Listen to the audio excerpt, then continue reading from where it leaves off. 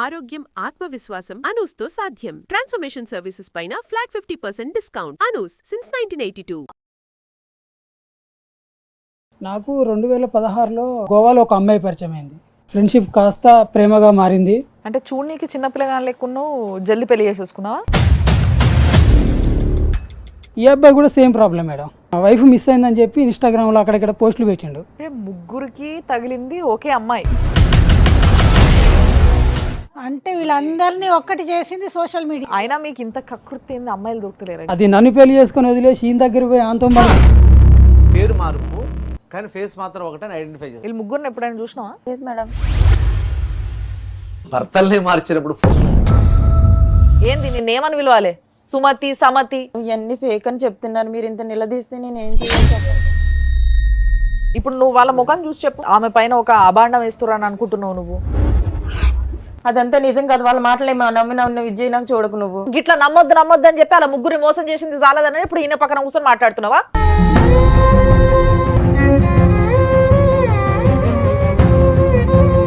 ఆడవాళ్ళ గురించి యుద్ధాలు జరుగుతాయి అనుకుంటున్నాం కానీ ఏంటి ప్రత్యక్షంగా ఇవి? నీకు పెళ్లి చేసుకోవడం హాబీ ఏంటి? నేను పుట్టిన వాతావరణం, పెరిగిన వాతావరణం నన్ను అలా మార్చేసింది. పెళ్లి అని ఒక ట్యాగ్ పెట్టుకుని వాళ్ళను, దానికున్న పవిత్రత వేరే కదా మేడం. ఆ పవిత్రతను నువ్వు గుడ్డలు మార్చేసినట్టు వాళ్ళని మార్చేసావు కదా. వాళ్ళకి కావాల్సింది వాళ్ళు తీసుకున్నారు, నాకు కావాల్సింది నేను తీసుకుని తప్పుకున్నాను.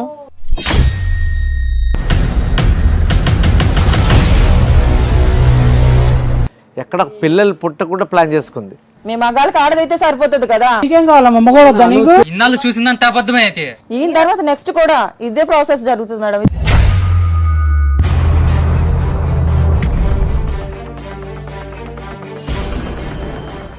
నమస్తే. మామూలుగా ఈ రోజులల్లా రకరకాల ఆనందాలకి అలవాటు పడి, అంటే ఇంకేదో కావాలి జీవితంలో అని ఎటు పోతున్నారో అర్థం కాకుండా, ఆ పయనానికి ఒక అంతు అదుపు లేకుండా, అంటే లిమిట్స్ క్రాస్ అయ్యి చేస్తున్న కొన్ని పనుల వల్ల చాలామంది జీవితాలు, అంటే వాళ్ళ చుట్టూ ఉన్న చాలామంది జీవితాలు దానివల్ల చాలా బ్యాడ్గా నెగిటివ్గా ఎఫెక్ట్ అవుతున్నాయి. ఇట్లాంటి విషయాలు చాలా జరుగుతున్నాయి ఈ సమాజంలో.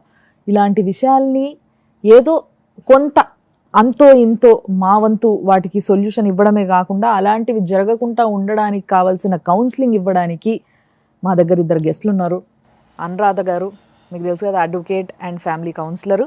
అట్ ద సేమ్ టైం ఇటు కౌన్సిలింగ్ సైకాలజిస్ట్ నాగిరెడ్డి గారు ఇద్దరు ఉన్నారు.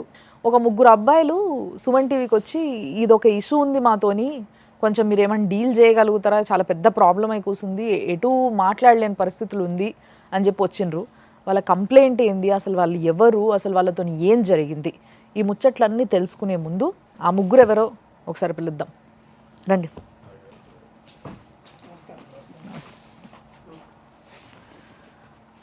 ఫస్ట్లీ మీకు ఒక ప్రాబ్లం రాగానే మీకు సుమన్ టీవీ గుర్తుకొచ్చింది, మాకు సంతోషం. ఒక విధంగా సొసైటీలో సుమన్ టీవీ ఈ విధంగా పనిచేస్తుంది అంటే మీలో ఆ కదలికను తీసుకొచ్చింది, అంటే వీళ్ళకి చెప్పుకుంటే సాల్వ్ అవుతుంది అనే ఆలోచన మీకు వచ్చేదాకా మేము వర్క్ చేస్తున్నాము అని అంటే మాకు చాలా గర్వంగా అనిపించింది.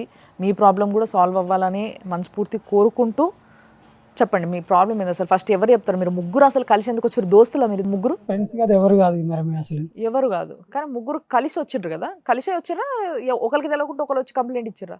కలిసే వచ్చినాం మేడం, అందరం కలిసే వచ్చిండ్రు. సో మరి ఎవరు క్లియర్? ఫస్ట్ మీరు చెప్పండి. నా పేరు రాము మేడం, చిన్న బిజినెస్ చేసుకుంటాను, ఓన్ బిజినెస్. నాకు 2016లో గోవాలో ఒక అమ్మాయి పరిచయం అయింది. ఇద్దరం కొన్ని రోజులు ఫ్రెండ్స్లా ఉన్నాం. ఆ తర్వాత ఆ ఫ్రెండ్షిప్ కాస్త ప్రేమగా మారింది. అమ్మాయి కూడా నాతో బాగానే ఉండడం వల్ల నేను అమ్మాయిని పెళ్లి చేసుకున్నా. ఓకే. పెళ్లి చేసుకొని కొన్ని రోజులు మా ఇద్దరి జీవనం అన్నది బాగానే ఉంది. కొన్ని రోజులు గడిచిన తర్వాత ఆ అమ్మాయి సడన్గా కనపడలేదు, నాకు ఎటుపోయిందో తెలియదు, మిస్ అయింది.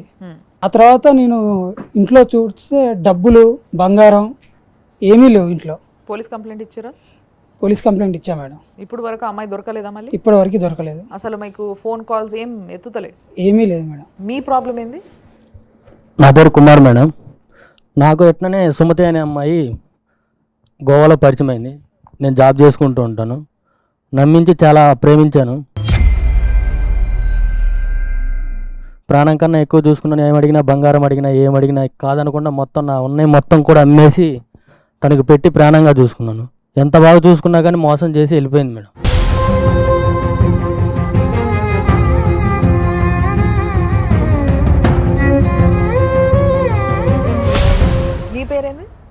పేరు రవి మేడం. నీ ప్రాబ్లం ఏంది? ఆమె ఆర్ఫన్ ఏజ్లో ఉంటుంది మేడం. ఎవరు ఆమె? రవలి. రవలి, ఓకే. అయితే ఆమె నాకు వైజాగ్లో పరిచయం మేడం. ఆమెని ప్రేమించి పెళ్లి చేసుకున్నాం మేడం. అంటే చూడనీకి చిన్నపిల్లగాని లెక్కున్నావు, జల్దీ పెళ్లి చేసేసుకున్నావా ఎట్లా? అంటే నమ్మించింది మేడం. ఆమె నమ్మిస్తే నువ్వు మోసపోయినావు. అవును మేడం. అంతేనా అవును అంటున్నది? కానీ ఇక్కడ నాకు అర్థం కానిది ఏంటంటే మీరు ముగ్గురు ఫ్రెండ్స్ కాదంటున్నారు, కానీ ముగ్గురు ఒక అమ్మాయి చేతిలో మోసపోయినాం అంటున్నారు. మరి ముగ్గురు కలిసి ఎందుకు వచ్చిండ్రు? మీరు ఎక్కడ ఒకరికొకరు ఎక్కడ పరిచయం అయినారు అసలు? నా దగ్గర నుంచి పారిపోయింది కదా మేడం. పారిపోయినప్పుడు నేను పోలీస్ స్టేషన్కి వెళ్ళి కంప్లైంట్ ఇచ్చిన, అమ్మాయి మిస్సింగ్ అయిపోయిందని చెప్పి. ఇచ్చినప్పుడు అమ్మాయి ఫోటోని కింద నా నెంబర్ వేసి ఎక్కడ కనబడితే ఫోన్ చేయండి. నా నుంచి పోయిన తర్వాత ఈయన దగ్గర కూడా మిస్ అయిపోయింది, డబ్బులు అవి తీసుకోండి. ఇతను కూడా పోలీస్ స్టేషన్ పోయి కంప్లైంట్ ఇద్దాం అన్న టైంలో అక్కడ ఆ అమ్మాయి ఫోటోను కింద నెంబర్ కనపడింది. నా భార్య ఇక్కడ ఎందుకు ఉంది తన ఫోటో అని చెప్పి చూసి ఈయన నా నెంబర్కి ఫోన్ చేశాడు. అంటే ఒకే అమ్మాయి మీ ఇద్దరు లైఫ్లోకి వచ్చిపోయింది. అవును. ఏమో మరి మనిషిని పోలిన మనుషులు ఉంటారు కదా, అట్లా ఉండొచ్చేమో. సరే అలానే అనుకొని తను నాకు ఫోన్ చేశాడు మేడం. ఫోన్ చేసిన తర్వాత నా దగ్గరికి వచ్చి కలిసిండు. కలిసిన తర్వాత ఏంటి బ్రో ఇట్లా నువ్వు ఇది అని అడిగితే, తను నా వైఫ్ రా బాబు నువ్వురా అని చెప్పి నా దగ్గర ఉన్న ఫోటోలు చూపించిన. వాడేం చేశాడు, తన దగ్గర ఉన్న ఫోటోలు కూడా నాకు చూపించిండు. మా ఇద్దరికి అప్పుడు అర్థమైందంటే మా ఇద్దరిని అవలగాలని చేసి దొబ్బేసిందని అర్థమైంది. ఈ అబ్బాయి కూడా సేమ్ ప్రాబ్లం మేడం. ఈ అబ్బాయి ఏంటంటే మా వైఫ్ మిస్ అయిందని చెప్పి ఇన్స్టాగ్రామ్లో అక్కడక్కడ పోస్టులు పెట్టిండు. అది మా ఫ్రెండ్స్ వాళ్ళ ఫ్రెండ్స్ ఎవరో చూసి ఇట్లా వీళ్ళ వైఫ్ కూడా మిస్ అయిందిరా బాబు, వీళ్ళు కూడా సేమ్ మీ వైఫే, కొంచెం వాళ్ళని అడుగు తెలుస్తుందని చెప్పి చెప్పారు. అంటే ముగ్గురికి తగిలింది ఒకే అమ్మాయి. ఇంకా మేమన్నా సరే ఇట్లా నిలబడి ఉన్నాం కానీ వీడు పిచ్చిగా ప్రేమించి తాగుడికి అలవాటు అయిపోయి సరిగా మాట్లాడడం కూడా రావట్లేదు మేడం వాడికి. అంటే బేసిక్గా అబ్బాయిల్లో ఇది ఒక గుణం, నిజంగానే చాలా మంది అబ్బాయిలు నేర్చుకోవాల్సిన విషయం ఇది. ఏంది అని అంటే అమ్మాయిలు మోసం చేసేవాళ్ళు అని గుర్తించే శక్తి అబ్బాయిలకు ఉండదు అనేది చాలా మంది మాట్లాడుతూ ఉంటారు. కానీ ఒక అమ్మాయి ముగ్గురిని ఇంత సమానంగా పెళ్ళిళ్ళు చేసుకొని మరి మోసం చేసి ఉన్న బంగారం అంతా ఎత్తుకపోయేదాకా కూడా వీళ్ళకి ఒకే అమ్మాయి ఇన్ని పెళ్ళిళ్ళు చేసుకుంటుందన్న విషయం కూడా తెలియదు. తెలియదు మేడం, అంతలాగా నటించింది, ఆస్కార్ ఆర్టిస్ట్ లాగా నటించింది మాతో. కాదు, ప్రేమిస్తే పర్లేదే, ప్రేమించి పెళ్లి చేసుకొని పారిపోవడం అంటే నిజంగా మరి మీరు నిజంగా బకరాలే. మేము కాదు సార్, బకరాలను చేసి ఆడుకుంది సార్ ఇంటర్వ్యూ. ఒక్కటే అమ్మాయి అని వీళ్ళు కంక్లూజన్కి వస్తున్నారు. నిజంగానే ఆ అమ్మాయి ఎదురుగుండా పడితే ఆ అమ్మాయిని మీరు గుర్తుపట్టగలుగుతారా? మీరు ముగ్గురు గుర్తుపడతాం మేడం, గుర్తుపడతాం. పెళ్లి చేసుకుని ఆవిడతో కాపురం చేసినాం మేడం, గుర్తుపట్టలేము. పేరు మార్పు కానీ ఫేస్ మాత్రం ఒకటని ఐడెంటిఫై చేసాం. అవునా? అవును సార్. అవును సార్. అంటే బాధితుల సంఘం అంటే పూర్తిగా మీరు భార్య బాధితులు. నాకు ఒక చిన్న డౌట్ చెప్పండి, లేచిపోయిందా పారిపోయిందా? పారిపోయింది సార్, నా దగ్గర నుంచి పారిపోయింది. అవతల నీ దగ్గర నుంచి పారిపోయి ఆయన పట్టుకుంది. నీకు పెళ్ళి ఎప్పుడైందా అమ్మాయితో? నాకు 2016లో అయింది మేడం. నీకు ఎప్పుడైంది? 2018లో అయింది. ఆమె ఎప్పుడు పరిచయం అయింది నీకు? 2018లో పరిచయం అయింది. అప్పుడే పరిచయం అయింది, అప్పుడే పెళ్లి చేసుకున్నావు. ఇంత ఆగుతలేదా మీకు? ఇన్స్టెంట్ లవ్ అండి. మరి అంటే ముందు వెనక చూసుకోలేదు, ఆ పిల్ల బ్యాక్గ్రౌండ్ ఏంది, ఆ పిల్ల కథ ఏంది, ఇదేం లేదు. నీకు ఎప్పుడు పెళ్ళైంది? నాకు 2020లో పెళ్ళైంది. 2 years గ్యాప్ అండి, చాలా మంచి గ్యాప్ మెయింటైన్ చేసిందండి. 2 మీ ముగ్గురులో ఉన్న ఇంకో కామన్ పాయింట్ ఏం తెలుసా? పిల్లం ఒకటి కాదు, మీ ముగ్గురు బుద్ధులు అట్లే ఉన్నాయి. అంత ఆగలేంతనము ఆ పిల్లని అసలు ఎవరు ఏంది కథ చూసుకోకుండా పెళ్లిళ్ళు చేసేసుకున్నారు ముగ్గురు.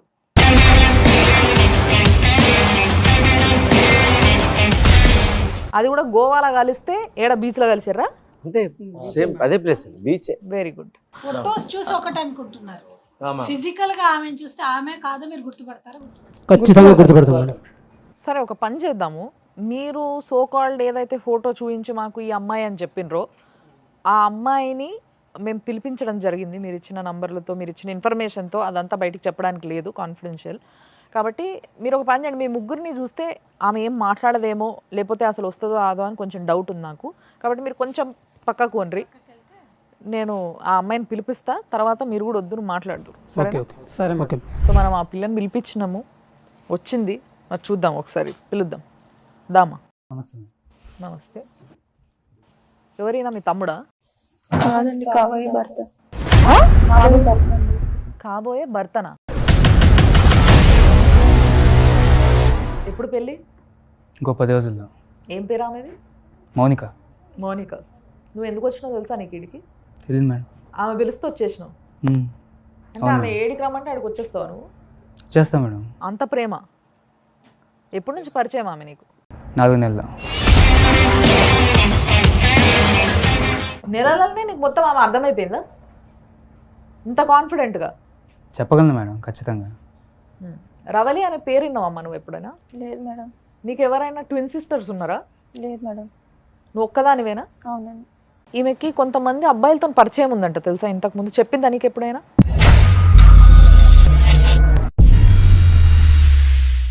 చెప్పలేదా? నాతో తప్ప తను ఎవరితో మేము ఎందుకు పిలిచినాం తెలుసా ఆమెకి ఇక్కడికి?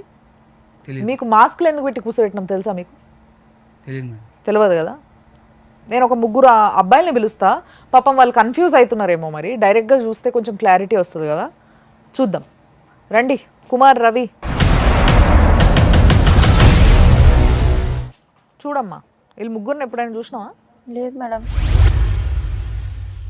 మీరు చెప్తున్న అమ్మాయి అమ్మాయినా? అవును సార్, అవును సార్, ఆ అమ్మాయి. కన్ఫామ్గా అమ్మాయి. ఆమెను అడగండి మరి, ఆమె మిమ్మల్ని చూడలేదు అంటుంది కదా. ఏమైనా మిస్టేక్ ఏమో, మీరు ఏమైనా పొరబడుతున్నారేమో, ఒకసారి కన్ఫర్మ్ ఏమో చేసుకోండి. ఎవరిని చూసి ఎవరు అనుకున్నారు, నేనైతే కాదండి. నేను ఎవరిని ఎప్పుడు 4 సార్లు చూడలేదు. చూడమ్మా నువ్వు. కుమార్, ఆ? ఫోటోలు చూపిస్తాను ఒక్కసారి 1కి 4 సార్లు, ఎందుకంటే ఒక ఆడపిల్లని 40 సార్లు చూడండి మీరు ఫోటోలు ఒకసారి. అన్ని ఫోటోలు 200-300 ఫోటోలు ఉన్నాయి. తీరా నీ కూడా నీ గురించి ఎవిడెన్స్ బాగానే దాచారా?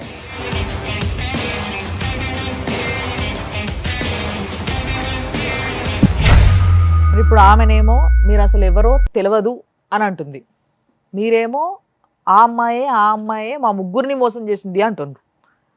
అయితే ఇప్పుడు వరకు వీళ్ళు చూపించిన ఫొటోస్ మాకు ఇంతకు ముందు కూడా వాళ్ళు కంప్లైంట్ ఇవ్వడానికి వచ్చినప్పుడు కూడా ఫొటోస్ చూపించడం జరిగింది. పోలీస్ స్టేషన్లో కంప్లైంట్ ఇచ్చినప్పుడు పెట్టిన ఫోటో కూడా ఆధారంగా ఉంది. ఇవన్నీ ఉండంగా కూడా కొంచెం ఎందుకు అమ్మాయికి అన్యాయం జరగొద్దు, అమ్మాయిని డైరెక్ట్గా చూసినాకనే మాట్లాడదామని చెప్పి మనం ఇప్పుడు వరకు కూడా దాన్ని ప్రొలాంగ్ చేసినాము. సార్ మీరు కూడా చూసిండ్రు ఫొటోస్, మేడం మీరు కూడా చూసిండ్రు ఫొటోస్. 100% మ్యాచ్ చేయండి. అందులో ఏవి మార్ఫింగ్ చేయడం లాంటిది అయితే నాకేమీ అనిపించట్లేదు. ఏమంటావు, నువ్వేమంటావు? అది నీ ఫోటో కాదా? కాదు మేడం, కాదు. నేను నువ్వేమన్నా 100% హీరోయిన్ చెప్తున్నాను. అనుకుంటున్నావా? నీ ఫోటో పెట్టుకొని వాళ్ళు మార్ఫ్ చేసుకొని నా పిల్లమని చెప్పుకోనీకి అదే జరిగింది అనుకుంటున్నాను మేడం. ఆడవాళ్ళ మీద ఇలా చేయడం అంటే కరెక్ట్ కాదు అదే కదా. అమ్మా, నువ్వేమైనా పెద్ద ఏంటి ఫిగర్ నన్ను ఎప్పుడు అనుకుంటున్నావా? చూడలేదా నువ్వు? ఒకసారి చూడు నా ముఖం ఎప్పుడు చూడలే? లేదండి, కావాలని ఇలా చేస్తున్నారు అంతే. నేనైతే చేసింది కదా. నమ్మించి మోసం చేసినావు. మీరు ఎవరిని చూసి ఎవరు అనుకుంటున్నారో నన్ను, నేనైతే కాదు. కాదు భయ్యా, అసలు ఇక్కడ ఏం భయ్యా, జరుగుతుంది? నీకు తెలియదు భయ్యా. ఇంకొక ఉద్యోగం చేసి అది తిరుగుతుంది. ఇంకొక 1 year అయితే నీకు తెలిసిద్ది. మాతో పాటు ఇక్కడ వచ్చి కూర్చుంటావు నువ్వు కూడా. ఇంత గట్టిగా చెప్తున్నారు. పోలీస్ స్టేషన్ లో కంప్లైంట్ ఇచ్చిండ్రు, నీ దగ్గరికి పోలీసు వాళ్ళు వచ్చిండ్రా? ఎవరు రాలేదు మేడం. ఏమైనా ఫోన్ కాల్ కానీ ఏం రాలేదు సార్. ఎవరు రాలేదమ్మా? ఓకే.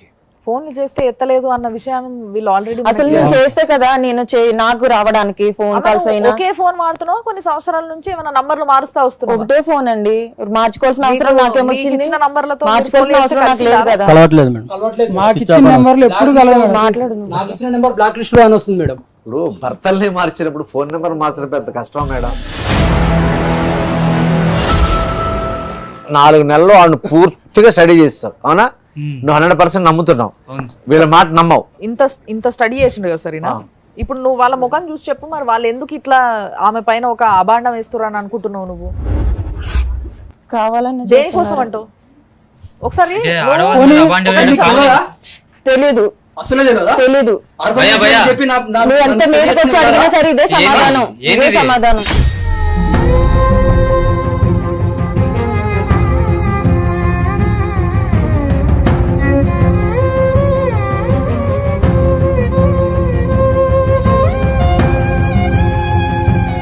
ఆడవాళ్ళ గురించి యుద్ధాలు జరుగుతాయి అనుకుంటున్నాం, కానీ ఏంటి ప్రత్యక్షంగా ఇవి?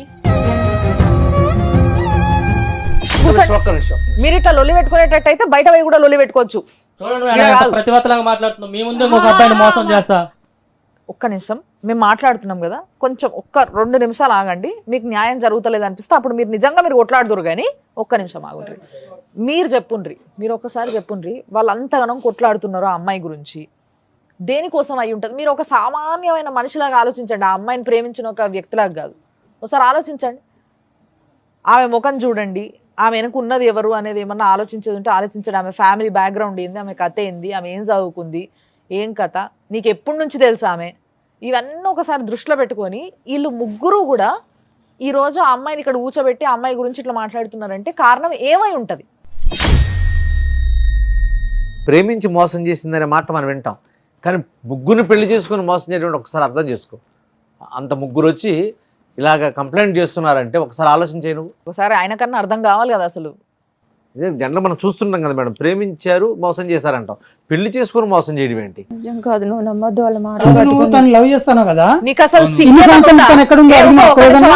ఆడ ముగ్గురిని మోసం చేసింది కాకుండా ఆయన పక్క కూర్చొని నువ్వు నమ్మొద్దు అని చెప్తున్నావు. గిట్లా నమ్మొద్దు అని చెప్పి అలా ముగ్గురిని మోసం చేసింది చాలదని ఇప్పుడు ఈయన పక్కన కూర్చొని మాట్లాడుతున్నావా? ఏంది నిన్నేమని పిలవాలి? సుమతి, సమతి? నిజానికి నేను మౌనికనే చెప్తున్నాను మేడం, ఇవన్నీ ఫేక్ అని చెప్తున్నాను. మీరు ఇంత నిలదీస్తే నేను ఏం చేయాలి చెప్పండి. గోవాలో తిరిగినప్పుడు తెలీదా 1.5 సంవత్సరం ఉండి పెళ్లి చేసుకొని?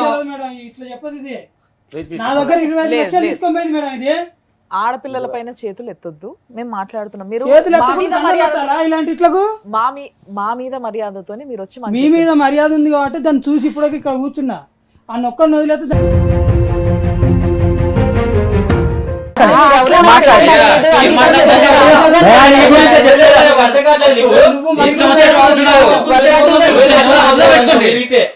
ఎందుకు వల్గట్టిగా మాట్లాడతాను? నేనే అనేసి కాదని చెప్తున్నాను కదా, ఎవరిని చూసి ఎవరు అనుకున్నారని చెప్తున్నాను కదా. చెప్పు, నేను ఇదే అనాథాశ్రమంలోనే నేను అదే సరే. ఆ అనాథాశ్రమం పేరు అప్పుడు అక్కడే చేసుకున్నానండి సంఘ సేవ. అనాథాశ్రమం పేరు డీటెయిల్స్ మాకు ఇస్తే మేము ఒకసారి ఇప్పుడే ఫోన్ చేసి మాట్లాడతాం. నువ్వు ఎప్పటి నుంచి అక్కడ ఉన్నావు ఇవన్నీ ఇన్ఫర్మేషన్ మేము కనుక్కుంటాం. ఏ అనాథాశ్రమం అని మీకు చెప్పింది ఏమన్నా మీకు గుర్తుందా?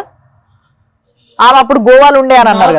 అనాథాశ్రమంలో ఉంటానా, నేను ఇక్కడ నర్సుగా పనిచేస్తానని చెప్పి నాతో చెప్పింది మేడం. అక్కడ ఏదో అనాథాశ్రమం తీసుకెళ్ళి చూపించింది, అక్కడ ఏదో ఉంది. తర్వాత ఒక హాస్పిటల్లోకి వెళ్ళేది నర్సుగా చేస్తానని. అక్కడ ఏం పని చేస్తుందో కూడా తెలియదు నాకు.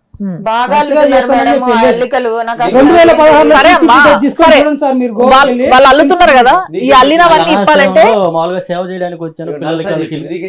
మామూలుగా అనాథాశ్రమంలో సేవలు చేస్తూ ఉంటాను అని చెప్పి. మీకు నాకు అమ్మ నాన్న ఎవరు లేరు, నువ్వే నాకు దిక్కు, మన ఇద్దరం పెళ్లి ఏం పని చేస్తుంది?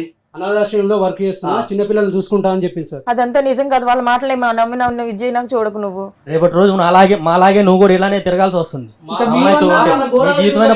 ఒక్క నిమిషం. ఎవరిని మ్యానిపులేట్ చేయడానికి లేదు. నీకేమనిపిస్తుంది నువ్వు చెప్పు. నువ్వు ఒకసారి నీ ఉద్దేశం అసలు చెప్తలేవు. నువ్వేం చెప్పు. మళ్ళీ వాళ్ళు వస్తే వాళ్ళతో కూడా కొట్లాడుతున్నావు ఆమె కోసం, ఆమె మీదికి రానియకుండా ఇంత సెక్యూరిటీ ఇస్తున్నావు ఆమెకి.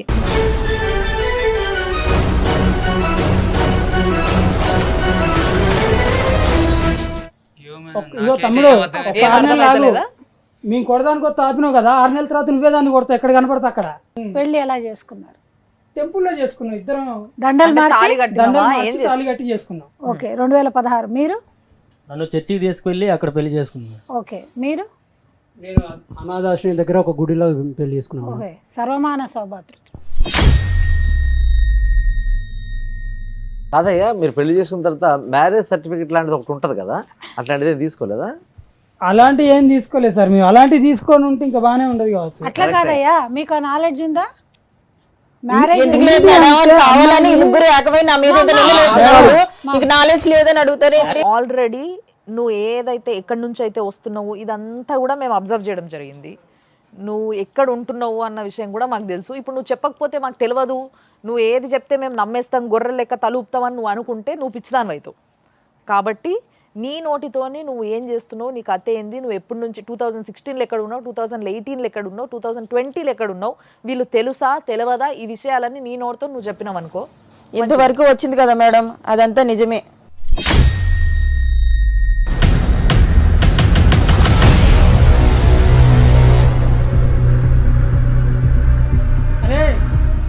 చూసా ఇప్పుడు చేసుకుంటా పెళ్లిదాన్ని. ఏం చెప్తున్నావు? అవును, నేను చెప్పింది నిజమే. ఒక్క నిమిషం, కొన్ని హాబీలు ఉంటాయి, నీకు పెళ్లి చేసుకోవడం హాబీ ఏంటి తల్లి? నేను పుట్టిన వాతావరణం, పెరిగిన వాతావరణం నన్ను అలా మార్చేసింది సార్. అదే నాకు రైట్ అనిపించింది. ఇప్పుడు కూడా పక్క నాకు అదే రైట్ అనిపిస్తుంది. నేను చేసింది ఏ మాత్రం తప్పు లేదు, నేనే కరెక్ట్. అంతా కరెక్ట్ అనిపిస్తుంది. ఇప్పుడు కూడా ఇదే పని చేయడం కరెక్ట్ అనిపిస్తుంది. అవును మేడం. ఏమన్నా తెలుగు ఉండి మాట్లాడుతున్నావా? ఏమన్నా ఆడ మనిషి మాట్లాడాల్సిన మాటలేనా ఇవి? నేను కరెక్ట్ గానే మాట్లాడుతున్నాను మేడం. నేను చేసింది కరెక్ట్ అని అనిపించింది నాకు. ఇప్పుడు కూడా అదే మాట. సమానంగా 2 సంవత్సరాలు గ్యాప్ ఇచ్చినావు. ఏం చేసినావు 2 సంవత్సరాలు? ఈయనను పెళ్లి చేసుకొని 2 సంవత్సరాలు ఏం చేసినావు? మళ్ళీ గ్యాప్ ఇచ్చి ఆయనను పెళ్లి చేసుకొని ఏం చేసినావు? మళ్ళీ ఆయన పెళ్లి చేసుకొని ఏం చేసినావు? వాళ్ళకి కావాల్సింది వాళ్ళు తీసుకున్నారు, నాకు కావాల్సింది నేను తీసుకుని తప్పుకున్నాను.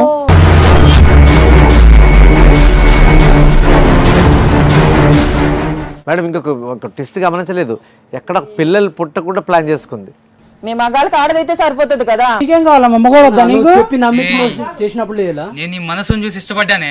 అయ్యో బాబరే, నేనింతే ఇప్పుడు చెప్తున్నా కదా, నేను ఇలాగే ఉన్నా. ఇదే నిజం. ఇన్నాళ్ళు చూసిందంత అబద్ధమే అయితే. ఏమన్నా తెలివి ఉన్నదా నీకు?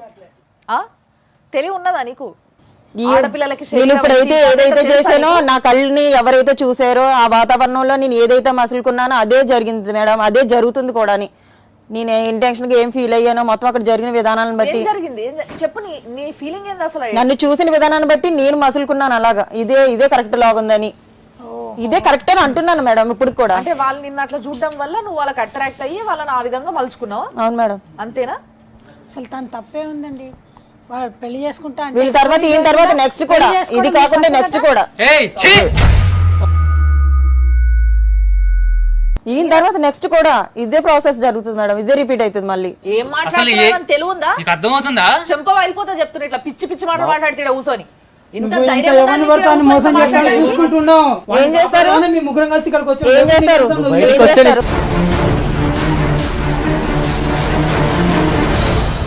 అలాంటి మాటలు మాట్లాడొద్దంటే ఏం చేయాలి ఇప్పుడు? మోసం చేసింది మేడం, ఇంకా చేస్తానే అంటాను. చూసారు మీ ముందు కూడా.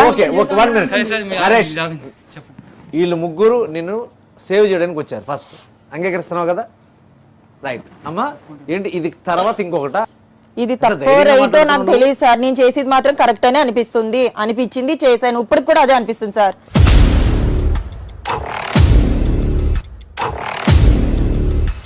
రమ్య గారు నో డౌట్ అండి, షీఈ్ మెంటల్లీ చాలా డిస్టర్బ్ అయింది, చాలా పిచ్చి పిచ్చిగా ఆలోచిస్తుంది. సార్ డెఫినెట్లీ ఈమెకి ట్రీట్మెంట్ 100% అవసరం. నీకు నిజంగా చెప్తున్నా, ఏ ఆడపిల్లని నేనైతే ఇప్పుడు వరకు చూడలేదు. ఇట్లా మాట్లాడేటోళ్ళనైతే నేను ఇప్పుడు వరకు అసలు భూమి మీద ఇట్లాంటి వాళ్ళు కూడా ఉంటారని నాకైతే అసలు ఇప్పుడే అనిపిస్తుంది తెలుసా. ఏం మనిషివి నువ్వు అసలు? ఇంతమందిని పెళ్లి చేసుకున్న తర్వాత ఇంతమంది పెద్ద మనుషులు ఉన్న దగ్గర కూర్చొని మళ్ళీ మీదికెళ్ళి నువ్వు ఏం మాట్లాడుతున్నావు? నెక్స్ట్ కూడా ఇదే చేస్తా. అవును మేడం, ఇంతవరకు వచ్చిన తర్వాత ఒప్పుకోవడంలో తప్పే ఉన్నది, ఇంకా ఇంతవరకు వచ్చింది కదా. అంటే సరే, నీ జీవితం సర్వనాశనం చేసుకున్నావు, నీ జీవితం నీ ఇష్టం, నువ్వు ఏమన్నాగా. మరి ఇంతమంది జీవితాలు నాశనం చేసినావు కదా, ఇప్పుడు వాళ్ళకేంది? వాళ్ళ దగ్గర ఈయన దగ్గర 25 లక్షలు తీసుకున్నావు కదా. నేనేం చెప్తున్నాను మేడం, వాళ్ళకి కావాల్సింది తీసుకున్నారు, నేను కావాల్సింది నేను తీసుకున్నాను, సరిపోయింది. నా దగ్గర తీసుకునేవి కూడా ఇంతేగా. మోనిక, మరి పెళ్లి అని ఎందుకు పెట్టుకున్నావమ్మా? ఒకటి మోనిక చెప్పండి, పెళ్లి అని ఎందుకు చేసుకున్నావు? నమ్మాలి కదా మేడం. ఓహో, అంటే పెళ్లి చేసుకుంటే నిన్ను నమ్ముతారు, అవునా? పెళ్లి అని ఒక ట్యాగ్ పెట్టుకుని వాళ్ళను, దానికి ఉన్న పవిత్రత వేరే కదా మేడం, అందుకనే దాన్ని టార్గెట్ చేసుకున్నాను. కరెక్ట్. పెళ్లికుండే పవిత్రత వేరే కదా, ఆ పవిత్రతను నువ్వు గుడ్డలు మార్చేసినట్టు వాళ్ళని మార్చేసావు కదా. మరి అది కరెక్టా? నువ్వు నా వరకు నాకు కరెక్ట్ అనే అనిపించింది మేడం. ఏంటి బట్టలు మార్చేసినట్టు మొగుళ్ళ మార్చేసుకోవచ్చు? గిట్లాంటి ఆమెను పట్టుకొని పడి ఇంతగానో వెంటబడి పెళ్లి చేసుకొని ఏం సాధించారు మీరు? నాకు అర్థమైతలేదు. మళ్ళీ ఈయన కూడా తయారైపోయిండు, 4 నెలలు చూసిండట, మొత్తం ఆమె గురించి అర్థమైపోయిందంటే ఇప్పుడు ఆమెను పెళ్లి చేసుకుంటాడట. మేడం, ఇలాంటి నీచురాల వల్లనే వ్యవస్థ భ్రష్టు పట్టిపోయి మేమందరం ఇట్లా స్టూడియోలో పడి తిరగాల్సి వస్తుంది. నువ్వు వాళ్ళ దగ్గర తీసుకున్న పైసలు తిరిగి ఇచ్చినా కూడా వాళ్ళు నేను కొట్టి చంపేయాలన్నంత కోపంతో ఉన్నారు. నువ్వు కానీ నేను ఇవ్వాలని అనుకుంటలేదు మేడం. అరే ప్రిపేర్ చాలు ఆపు.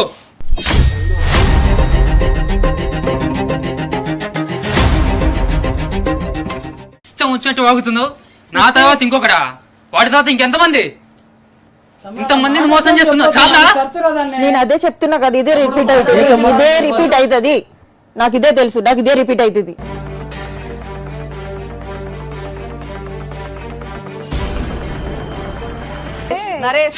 నరేష్ ఇష్టపడ్డాను కాబట్టి ఏం అనలేకపోతున్నా నేను. చాలా బాగా నేర్పించావు. నా జీవితం నాశనం కాకుండా ఇప్పటికైనా అర్థం చేసుకున్నందుకు మేడం, దీనికి ఏదో ఒక శిక్ష పడాలి మేడం, మళ్ళీ భవిష్యత్తులో ఇలాంటి తప్పు చేయకుండా ఉండాలి. మోనిక కూసో మోనిక, ఇంకా నువ్వు ఎక్కడికి పోలేవు. కానీ ఇప్పుడు సరే, నువ్వు చేసింది కరెక్ట్ అని నువ్వు భావిస్తున్నావు కదా. Yes madam. నీ దగ్గర నుంచి ఆన్సర్ వచ్చేలాగా నాకు కనిపిస్తలేదు. ఇంతసేపటి నుంచి నీ వైపు నుంచి నువ్వు ఏమన్నా ఆన్సర్ ఇస్తావా, వీళ్ళ పరిస్థితి ఏంది అనే దానిపైన నువ్వే ఏదైనా చెప్తావా అని ఆలోచించినా కానీ ఇంకా వేస్ట్. మేడం మీరు చెప్పండి, లీగల్గా ఈ కేసు దేని కిందకి వస్తుంది, ఎలాంటి యాక్షన్ తీసుకోవచ్చు, ఈమె పరిస్థితి ఏంది, వీళ్ళ పరిస్థితి ఏంది? అంటే మన న్యాయ వ్యవస్థలో ఒక మగవాడు వెళ్ళి పోలీస్ స్టేషన్కి వెళ్ళి ఏడిస్తే నమ్మే పరిస్థితి లేదు. పాపం వాళ్ళకి అదే గతి పట్టినట్టుంది. అదే ఒక ఆడవాళ్ళు వెళ్ళి నాకు కష్టం వచ్చింది అనగానే గబగబా ఎఫ్ఐఆర్లు రాయడం లాంటివి జరుగుతాయి. అది మేబీ ఆడవాళ్ళ వైపు ఉండే సాఫ్ట్ కార్నర్ మూలాన. కాకపోతే ఈ అమ్మాయి చేసిన పనులకు మాత్రం డెఫినెట్గా కూడా 420 అనేది చీటింగ్ అనే దాని మీద ఈ సెక్షన్ ఈ అమ్మాయికి అట్రాక్ట్ అవుతుంది కనుక. ఒకటండి, వీళ్ళని కేసెస్ వేసుకోండి అని మనం చెప్పేదానికంటే కూడా ఇంకా మీరు ఇంకా నెక్స్ట్ స్టెప్ మీకు రావాల్సిన డబ్బులు అయితే మనకు తెలిసి ఆ అమ్మాయి ఇచ్చే పరిస్థితిలో ఉందో లేదో కూడా తెలియదు. ఇవ్వగలిగే పరిస్థితిలో ఉన్నావు అమ్మ నువ్వు? ఖర్చు అయిపోయినాయి మేడం, ఖర్చు అయిపోయాయి. సో ఇంకోటి ఏంటంటే మన టీం ప్రకారం ఆ అమ్మాయికి ముందు ట్రీట్మెంట్ ముఖ్యమే. సార్ మీరు చెప్పండి, ఆ ట్రీట్మెంట్ కావాలి అనే దాని మీద మాట్లాడేది చాలా మొండిగా మాట్లాడుతుంది. అసలు నిజంగా చెప్పాలంటే అమ్మాయిలాగా మాట్లాడట్లేదు. పర్టికులర్గా మౌనికకి సంబంధించి మాట్లాడే ముందు వీళ్ళ నలుగురితో కూడా మాట్లాడాల్సిన అంశం ఏంటంటే, మీరు భవిష్యత్తులో మోసపోకుండా ఉండాలంటే పెళ్ళి అంటే అటు 7 తరాలు ఇటు 7 తరాలు చూడాలి. పైగా మీరు అంటే మీ అమ్మ నాన్న మీ కుటుంబం ఒక వ్యవస్థ ఉంది కదా. మీరు ఇలా రోడ్డు మీద పడితే మీ కుటుంబంలో మీ పెళ్ళి కానీ చెల్లి ఉండొచ్చు, పెళ్ళైన అక్క ఉండొచ్చు, మీ బావ అనుమానం ఉండొచ్చు. రేపు వాళ్ళ పరిస్థితి ఏమవుద్ది అంటే, మీరు తీసుకున్న ఒక్క నిర్ణయం మీ కుటుంబాన్ని ఇబ్బంది పెడుతుందా లేదా? ప్రేమించడం తప్పు అని నేను అన్నాం, కానీ పెళ్లి చేసుకున్నప్పుడు దాని పద్ధతి ప్రకారం చేసుకోవాలి. అది మీకు సంబంధించి. అమ్మ మౌనిక, నువ్వు 100 చెప్పు 1000 చెప్పు, నువ్వు చేసింది తప్పు. ఈ మధ్యకాలంలో మనం చూస్తున్నాం, అమ్మా నాన్న ఉన్న పిల్లలు కూడా తప్పులు చేస్తున్నారు. అసలు ఎవరు లేని అనాథ తప్పు చేయడానికి బోలెడని అవకాశాలు ఉన్నాయి. ఒక పేదరికం అయి ఉండొచ్చు, ఆమె సరైన గైడెన్స్ లేకపోవడం వల్ల ఆ అమ్మాయి తప్పుగా ఆలోచించింది. ఇలాగ లగ్జూరియస్గా తిరగాలనే ఆలోచనతో వీళ్ళు మోసం చేసింది. పెళ్ళి అంటే అది జీవితాంతం మనం కలిసి ఉండాల్సిన పరిస్థితి కనుక దీన్ని బిజినెస్ చేసి మహిళా లోకానికి మచ్చ తెచ్చే ప్రయత్నం చేయకు తల్లి. నువ్వు మారి ఇలాంటి తప్పుడు పని నువ్వు ఇంకొకసారి చెయ్యను అని నువ్వు ఫిక్స్ అయితే, నిజంగా నీ రోజు నడవడికలా అదంతా మాకు అనిపిస్తే, కౌన్సిలింగ్ తర్వాత నువ్వు బెటర్ అయితే నీకేదో ఒక చిన్న జాబ్ కూడా మేము చూపిస్తాం. నీకు కావాల్సింది పైసలు కదా, అవి కష్టపడి సంపాదించుకోవాలి. పైసలు ప్రతి ఒక్కరు మేమందరం కూడా కష్టపడి సంపాదిస్తున్నాం. ఎవరి కష్టం వాళ్ళది, ఎవరికి దొరికే ఆపర్చునిటీస్ వాళ్ళకు ఉంటాయి. కాబట్టి నీకు కూడా ఒక చిన్న ఉద్యోగం ఇప్పిస్తాము. ఆ ఉద్యోగం చేసుకొని నీకు వచ్చిన దాంట్లో సంతోషంగా బతకడం అనేది నువ్వు నేర్చుకో. అంతేగాని ఇంకెక్కువ కావాలని చెప్పి ఇట్లాంటి అమాయకుల్ని పట్టుకొని ఇది చేయడం వద్దు. అర్థమవుతుందా? ఇప్పుడు వాళ్ళందరూ సపరేట్గా ఉన్నారు కనుక పెళ్ళి అనేది ఒక అడ్డు పెట్టి వాళ్ళని మోసం చేయగలిగావు. కానీ ఇప్పుడు వాళ్ళంతా ఒకటయ్యారు. వాళ్ళందరూ ఒకటే నీ మీద కేసు వేస్తే రేపొద్దున నీ పరిస్థితి ఏంటమ్మా?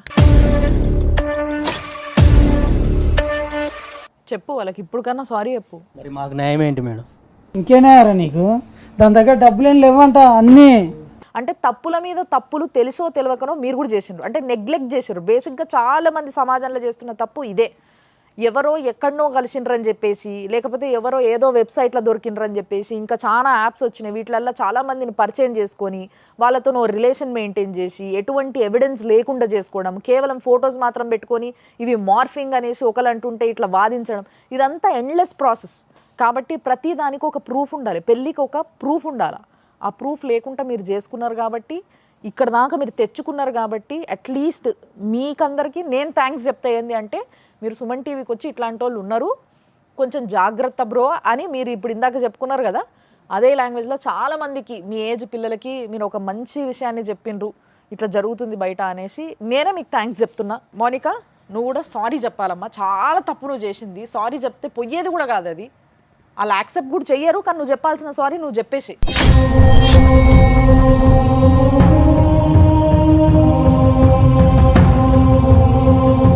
సారీ అందరికీ.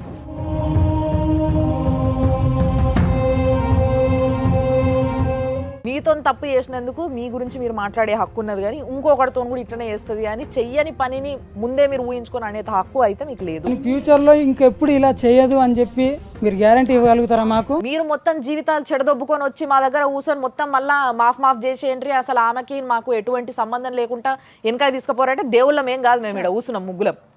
అర్థమైందా? కాబట్టి మీరు చేసుకున్న తప్పులని సరిదిద్దుకునే ప్రయత్నాన్ని చెయ్యండి అని చెప్పి మేము కౌన్సిలింగ్ మాత్రం చేస్తున్నాం. మీరు ఎటువంటి కక్ష తీర్చుకోవడానికి లేదా అమ్మాయి పైన, ఆ అమ్మాయికి మీ సైడ్ నుంచి ఎటువంటి హాని జరగద్దు. అట్ ది సేమ్ టైం నువ్వు ఇంకో అబ్బాయి దిక్కు ఇప్పట్లో చూడొద్దమ్మా. నిజంగా తర్వాత నిన్నవాడని ఇష్టపడి పెళ్లి చేసుకుంటే జీవితం అంతా వాడే అని వాడు కాలు పట్టుకొని ఉన్నా కూడా నీకు తప్పులేదు నువ్వు చేసిన పనులకు. వాళ్ళైతే ముగ్గురు ఇష్టపడతలేరు నీతో ఉండడానికి, నీకు కూడా వద్దంటున్నావు. మాకు అసలు ప్రాబ్లం లేకుండా పోయింది ఈ విషయంలో. వచ్చే మౌనిక కూర్చో ఇటు.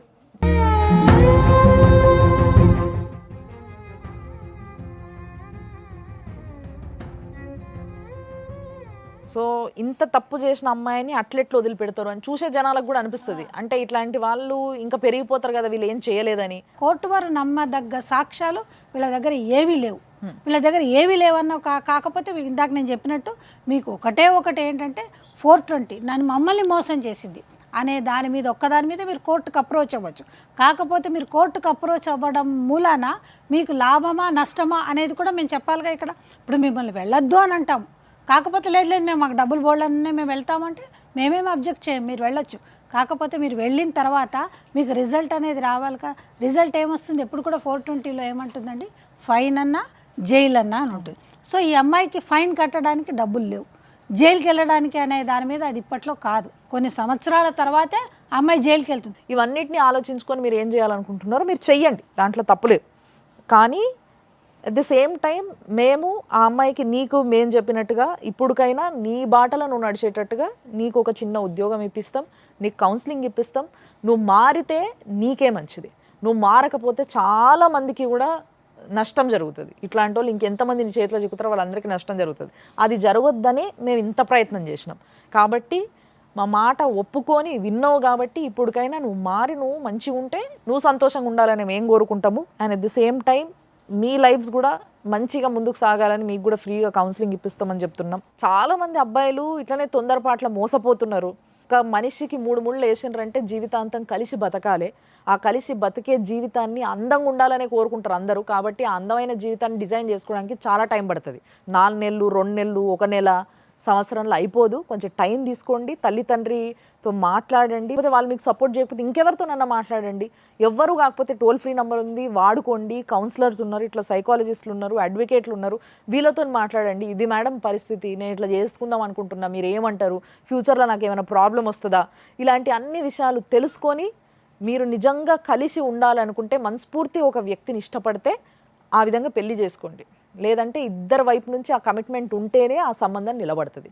లేదంటే ఇలాంటివి చాలా చూడాల్సి వస్తుంది. ఈ సమాజంలో ఇలాంటివి చూడొద్దనే మేము కూడా కోరుకుంటున్నాం మనస్ఫూర్తిగా. కాబట్టి ఈరోజు ఈ విషయాన్ని ఇట్లా లాంచ్ చేయాల్సి వచ్చింది. Thank you so much.